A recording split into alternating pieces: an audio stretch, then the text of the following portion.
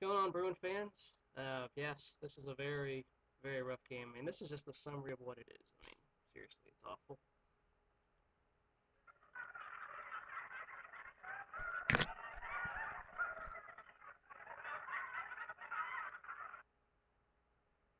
I mean, yeah, that's pretty much a summary of what it is. Just straight up laughing. I don't know if that sound works, but sure is pretty funny the way the Bruins played there on defense today. So going into this game, like before, it starts well with the early three and out, and thinking, okay, maybe there's reason for confidence. And then all of a sudden, Kevin Prince throws an interception. That pretty much summarizes the game right there. I don't know why Kevin Prince was starting. I know in my pregame video I talked about maybe he'll get playing time, maybe, but I said I want to start Breho, and I think every Bruin fan out there will say Breho should have started before. I know they say hindsight's 2020, but Prince has not been competent for us for a long time. I don't know why he was playing. I know this is New Eisel putting the guy he trusts, the guy he likes, but this was awful. I don't know what Prince was doing in this game, and it was just really stupid that Prince was put in this game to start with. So he throws a horrible pick. Texas takes advantage of it with Aaron Hester doing a brain fart and an easy touchdown. And then all of a sudden, after we punt, there's a fumble. Then later, Prince throws a pick. I mean, it's like our quarterbacks just don't know what to throw it away if there's pressure, just to throw it away from the guys. And it's another interception. Texas goes right down the field again to get it for a touchdown. And then another pick by Prince. I mean, three interceptions made this game 21 to nothing and a huge hold. And that's the summary of the game. There you go for it. Kevin Prince's early miscues were quite embarrassing, quite sad, and this is going to fall on the coaching staff. I mean, if we had lost by this score with Richard Breho in at quarterback, I would have been okay because I know Texas is a good team, or would have proved to me they're a good team. I don't think Texas is that impressive as an elite. No offense, Texas fans, you guys were the better team today, but I don't think you guys are that elite at all. Just this was UCLA being very incompetent with their choices, their decisions, the play calling. I did not like that at all. Now, from Texas's perspective, yes, they were the better team because they did not make all the big mistakes that UCLA did. The only mistake they had was that early, I think Jackson Shipley fumbled the ball because he was a freshman, but you know what happens. We didn't score on him, so it meant Jack. These were horrible throws by Prince. Two of those interceptions were. I don't know what he was thinking. The decision making there.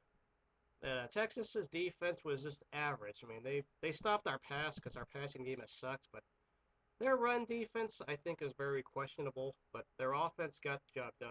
Case McCoy, he didn't have to look super impressive for the box score, but our defense was biting, and I knew that our defense was going to be an issue this game. I think it was so simple play actions, and then everyone was biting on the play actions each time. Just like a quick zone read, play action, and then you throw guys wide open. Everything was going Texas's day on offense. You can't deny that. It's actually interesting. Now they have a running game, and props to them. They ran it down our throats, kicked our ass. But our defense has been a high school defense. It's no surprise. This is not a shock in the world. I knew this was going to be an issue for us, but it's downright awful. The coaching staff, was very undisciplined. The timing of these penalties were really stupid. You got these personal fouls, you got these offsides out of nowhere. The timing of these penalties just hurt. It's typical UCLA football. One step forward, two steps back. One step forward, two steps back. You have one play that gives you false hope, and then the other ones just keep going back and whatnot.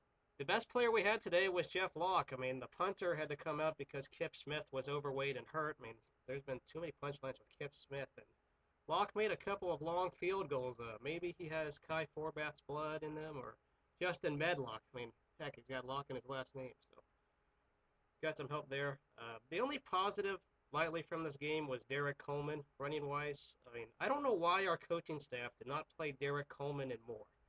Uh, he was the one positive we had when running the ball, and why were we throwing the ball more than we should have? We knew that the strength of our game is the run game. How come we didn't use it more? There was no excuses as to why we were calling a bunch of pass plays, or at least during the pass plays, there was just pure incompetence. The offensive line couldn't handle the pass rush. That didn't surprise me a bit. But the announcers were talking that we don't have the speed. Most of that speed is on the bench.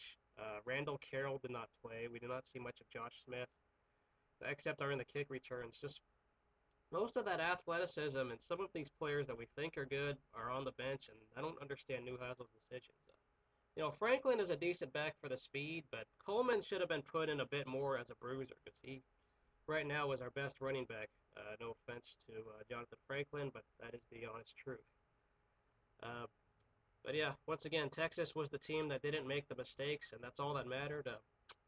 People say we would find out about this Texas team if they win this game, but we don't really know if they're elite or completely legit or not. They'll be definitely in the top of the Big 12, but I don't know about winning it or winning the even coming in second. It depends because I do think their run defense had its issues. If UCLA utilized it a much more, and there's just not much smart football at all with UCLA's coaching staff.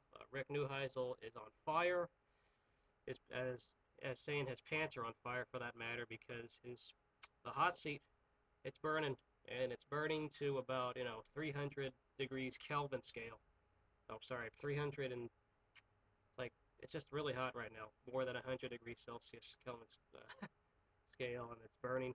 'Cause, I'm not liking what I'm seeing.